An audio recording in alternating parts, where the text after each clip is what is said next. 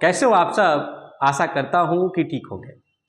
और आज लुसेंट की सीरीज को आगे बढ़ाते हैं। अभी तक हमने गुप्त साम्राज्य की राजनीतिक व्यवस्था को देखा कि गुप्त साम्राज्य में कौन कौन से राजा हुए, किसके समय में साम्राज्य उत्थान पर था, सबसे अंतिम शासक कौन था, स्थापना किसने की थी, इसके बारे में हम लोग डिटेल में चर्चा किए थे। और हमने बोला था कि ये जो चैप्टर है गुप्त साम्राज्य, एग्जामिनेशन पॉइंट ऑफ व्यू से एंशिएंट हिस्ट्री का सबसे महत्वपूर्ण चैप्टर है। जैसे मौर्य साम्राज्य था, उसी तरह गुप्त साम्राज्य से भी जो है प्रश्न बहुत अच्छे पूछे जाते हैं। तो अगर प्राचीन इतिहास की बात करें तो दो साम्राज्य जरूर पढ़ के जाना होता है, एक मौर्य साम्राज्य, दूसरा गुप्त। और थोड़े बहुत छोटे छोटे दक्षिण के राज्य अभी एंशिएंट हिस्ट्री समाप्ति के कगार पर पहुंच रहा है। थोड़े बहुत जो छोटे छोटे दक्षिण भारत में राज्य होंगे उनके साम्राज्य के बारे में पढ़ना है, तब जाके हमारा एंशिएंट हिस्ट्री 2 से 3-4 क्लासों में एंशिएंट हिस्ट्री समाप्त हो जाएगी। उसके बाद हम जो स्टार्ट करेंगे मिडाइवल हिस्ट्री, मध्यकालीन भारत की बात करेंगे, या आप कहें तो मध्यकालीन भारत भी एंशिएंट हिस्ट्री के साथ साथ स्टार्ट करने की सोच रहे हैं।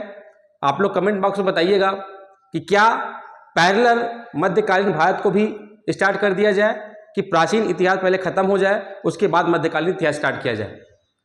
क्योंकि बहुत सारे एग्जाम रिसेंटली होने वाले हैं, रेलवे का एग्जाम होने वाला है और जीडी का एग्जाम है, पीसीएस का एग्जाम है, बहुत सारे एग्जाम हैं जिसमें मध्यकालीन इतिहास का भी बहुत रोल है। तो जैसा आप लोग बोलेंगे, अगर आप लोग को लगता है कि मध्यकालीन इतिहास भी हम पैरेलल चला सकते हैं तो उस पर भी अलग से क्लासेस चलती रहेंगी और साथ साथ आपकी एंशिएंट हिस्ट्री की क्लास साथ साथ चलती रहेगी। एंशिएंट हिस्ट्री 4 से 5 क्लास मैक्सिमम होंगे, अदरवाइज मध्यकालीन स्टार्ट हो जाएगा। ठीक है, चलिए समय नहीं गंवाते हैं। और आज जो हम बात करने वाले हैं गुप्त साम्राज्य में, वो आज गुप्त साम्राज्य की प्रशासनिक व्यवस्था एवं आर्थिक व्यवस्था की बात करेंगे। नेक्स्ट क्लास में हम धार्मिक एवं सामाजिक व्यवस्था कैसी थी गुप्त साम्राज्य में, उसके बारे में प्राप्त करेंगे।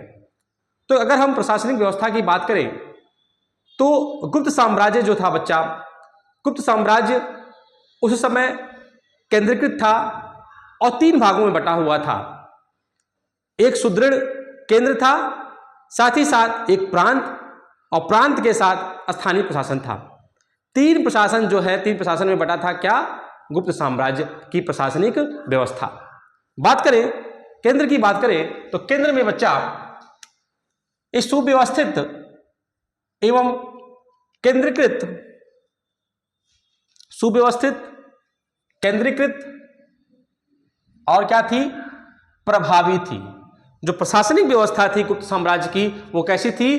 केंद्रीकृत थी, सुव्यवस्थित थी एवं क्या थी? प्रभावी थी। इसका मतलब ये कहा जा सकता है कि जो गुप्त साम्राज्य का जो शासन काल था वो बहुत ही अच्छा था, सुदृढ़ था। ठीक है, और प्रशासन 3 स्तरों में क्या हुआ था बच्चा? बटा हुआ था। इसमें पहला था केंद्रीय प्रशासन। जैसे वर्तमान में अगर हम भारत की बात करें तो पूरा भारत भले ही गणतंत्र है, उस समय क्या था? राजतंत्र था। हम गणतंत्र में हैं। इस समय भी हमारा जो प्रशासन है 3 रूपों में बटा हुआ है, केंद्र अलग, राज्य सरकार अलग, और स्थानीय प्रशासन में जो ग्राम पंचायतें हैं वो हमारी क्या हो जा रही बच्चे? स्थानीय प्रशासन के रूप में हमको देखने को मिलती हैं। उसी तरह गुप्त साम्राज्य में जो प्रशासन था 3 भागों में बटा था, केंद्रीकृत प्रशासन, दूसरा प्रांतीय प्रशासन, और तीसरा क्या था बच्चा? स्थानीय प्रशासन था। जो केंद्रीकृत प्रशासन था वो क्या था? केंद्र सरकार का प्रमुख कौन होता था? राजा होता था। जैसे वर्तमान समय में केंद्र का प्रमुख राष्ट्रपति और उसको सलाह देने के लिए प्रधानमंत्री के साथ मंत्रिपरिषद। उसी तरह उस समय राजतंत्र था तो जो मुखिया था कौन था बच्चा? उसका मुखिया कौन था केंद्र का? वो राजा था। और राजा जो था वो क्या था? भगवान विष्णु का क्या था बच्चा? प्रतिनिधि था। राजा क्या था? भगवान विष्णु का प्रतिनिधि माना जाता था। और वो क्या था? केंद्रीकृत व्यवस्था का क्या था? प्रमुख था, क्योंकि राजतंत्र उस समय प्रभावी था। ठीक है बच्चा। फिर सलाह देनी है तो ये क्या थी? मंत्रिपरिषद। मैंने बोला अभी वर्तमान समय भी सलाह देने के लिए राजा को मतलब राष्ट्रपति को सलाह देने के लिए मंत्रिपरिषद होती थी, उसी तरह उस समय भी प्रशासनिक व्यवस्था में केंद्रीकृत प्रशासन में क्या होता था बच्चा, मंत्रिपरिषद था। बच्चा देखो, अगर हम वर्तमान से रिलेट करके कोई चीज पढ़ेंगे तो आसानी हो जाएगी समझने में, आसानी हो जाएगा हमें याद रखने में। ठीक है, तो वर्तमान के साथ जो आपका बीत चुका है उसको एक साथ लेके अगर कंपेयर करके पढ़ेंगे तो समझ अच्छी विकसित होगी। तो आपका काम पढ़ना है बच्चा, हमारा काम आपको बताना है। ठीक है, सलाह देनी हो तो क्या था बच्चा, एक मंत्रिपरिषद थी जो किसको सलाह देती थी, वो राजा को सलाह देती थी। और राजा के अधीनस्थ के रूप में एक सामंत व्यवस्था प्रणाली थी जो क्या करता था, वो सामंत प्रणाली लागू थी जो किसका अधीनस्थ होता था, वो अधीनस्थ होता था किसका, राजा का अधीनस्थ होता था बच्चा। ठीक है, राजा के अधीनस्थ के रूप में सामंत व्यवस्था थी। सामंत कौन होते थे, राजा के अधीनस्थ होते थे। प्रश्न पूछता है कि सामंत प्रणाली वाली व्यवस्था किस समय में लागू थी, तो सामंत प्रणाली व्यवस्था गुप्त साम्राज्य में क्या थी बच्चे, लागू थी। तो ये था केंद्रीकृत प्रशासन। यहां तक आपको क्लियर हो गया होगा। फिर आते हैं बच्चा, जैसे वर्तमान समय में भारत कई राज्यों में बटा है, उसी समय में जो उस समय का इतिहास की बात करेंगे तो प्रांतीय प्रशासन भी क्या था, उस समय प्रबल था। तो प्रांत भी शासन करते थे केंद्र के साथ साथ, लेकिन मुखिया कौन था, केंद्र था। कोई बड़ा निर्णय लेना है तो कौन लेता था बच्चा, वो निर्णय लेता था राजा लेता था। उसके नीचे क्या था, प्रांत था। प्रांत भी दो भागों में बटा था, समझो बच्चा। प्रांत भी क्या था, दो भागों में। जो सबसे बड़ी प्रादेशिक इकाई थी बच्चा वो क्या थी, देश थी। प्रश्न पूछेगा गुप्त काल में प्रांतों में सबसे बड़ी प्रादेशिक इकाई कौन सी थी, तो कौन सी होगी बच्चा, देश होगी। और उसका जो प्रशासक था, शासक नहीं प्रशासक है, उसका प्रशासक बच्चा क्या है, गोपना है। इसको ऐसे भी लिखते हैं गोपना। ठीक है बच्चा, इसका प्रशासक कौन था, गोपना था। दूसरी एक प्रशासनिक व्यवस्था थी, प्रादेशिक इकाई थी, उसका नाम था भुक्ति है, और इसका प्रशासक कौन बच्चा, ऊपरिक है।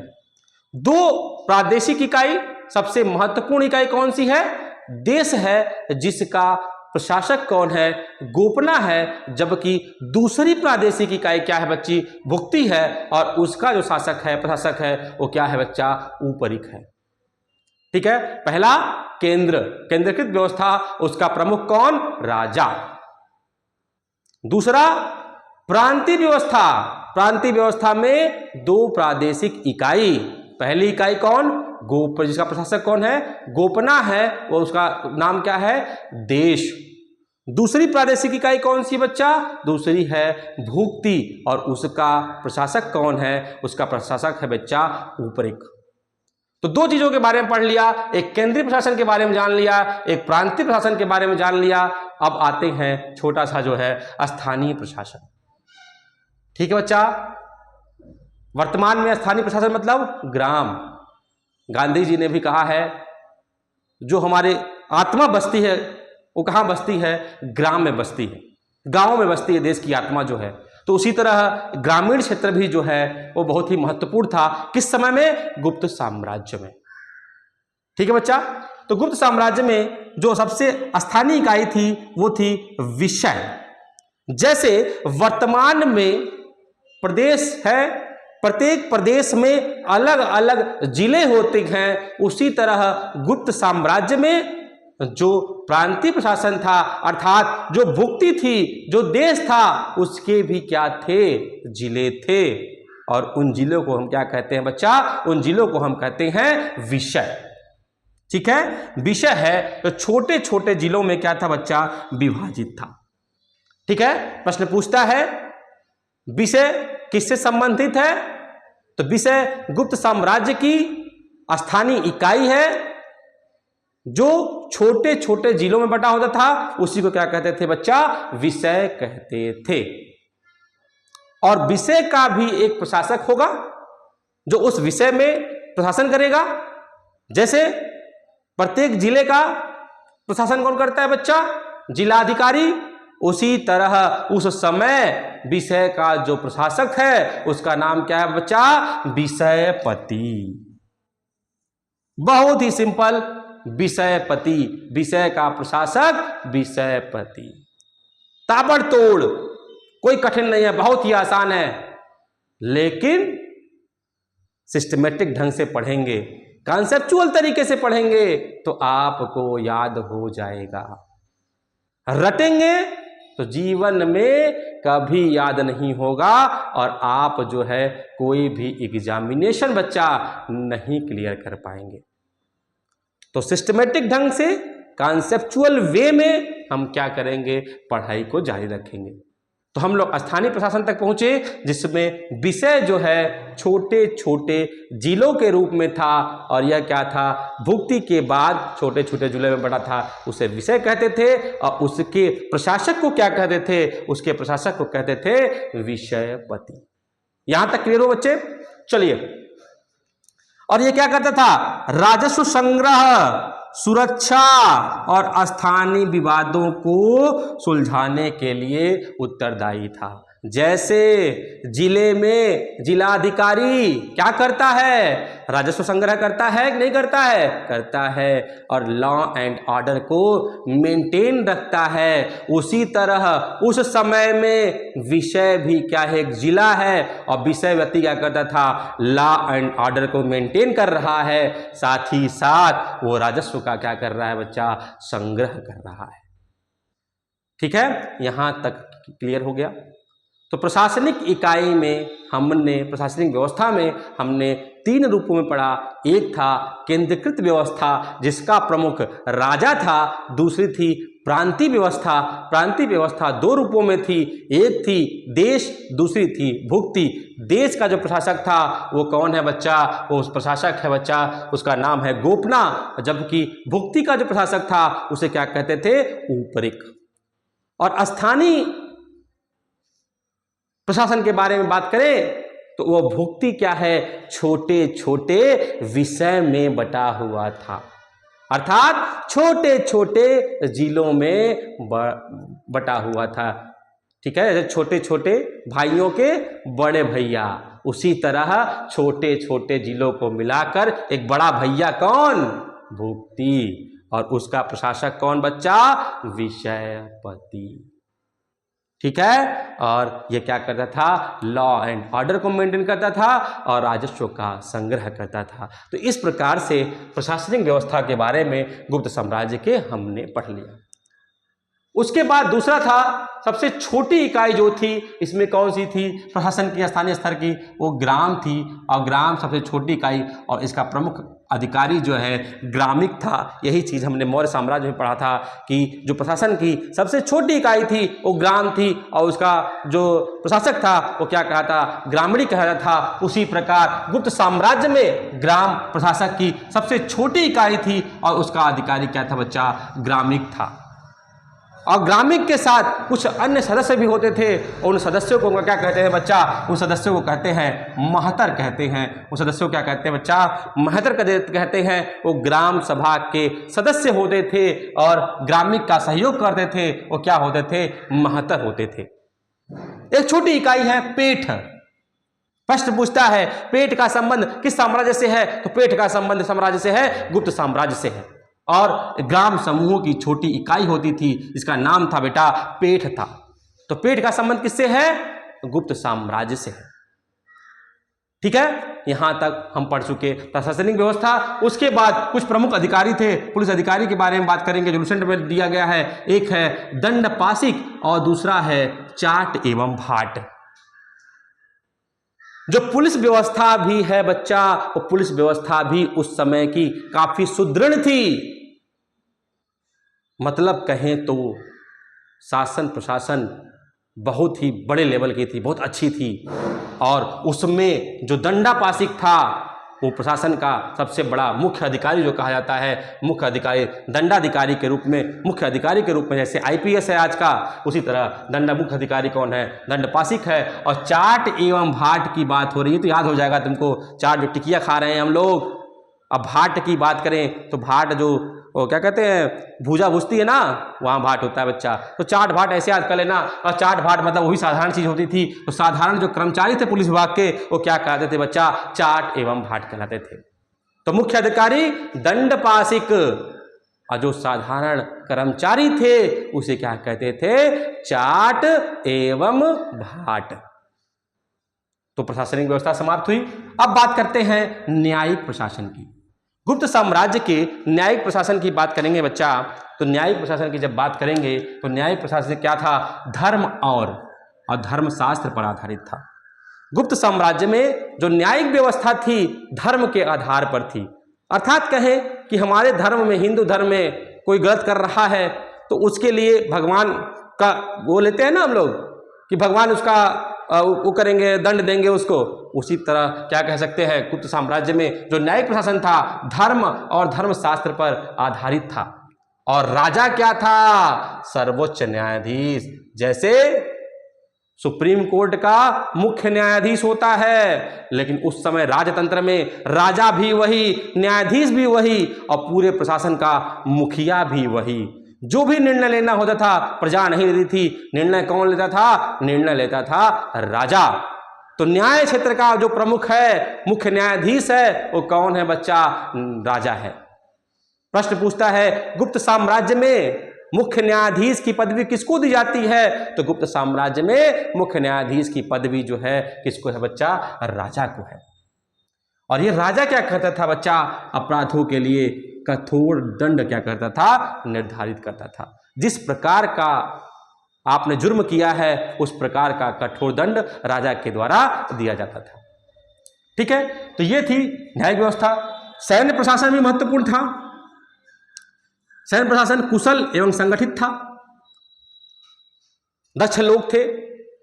कहीं युद्ध हो रहा है तो जो हमारे सैनिक हैं हर तरह से निपुण थे, सुसंगठित थे, व्यवस्थित थे, कुशल थे, दक्ष थे, कुछ भी कह सकते हैं। तो उस समय के लोग क्या थे? कुशल थे, संगठित थे। और सेना की 4 टुकड़ियां थी।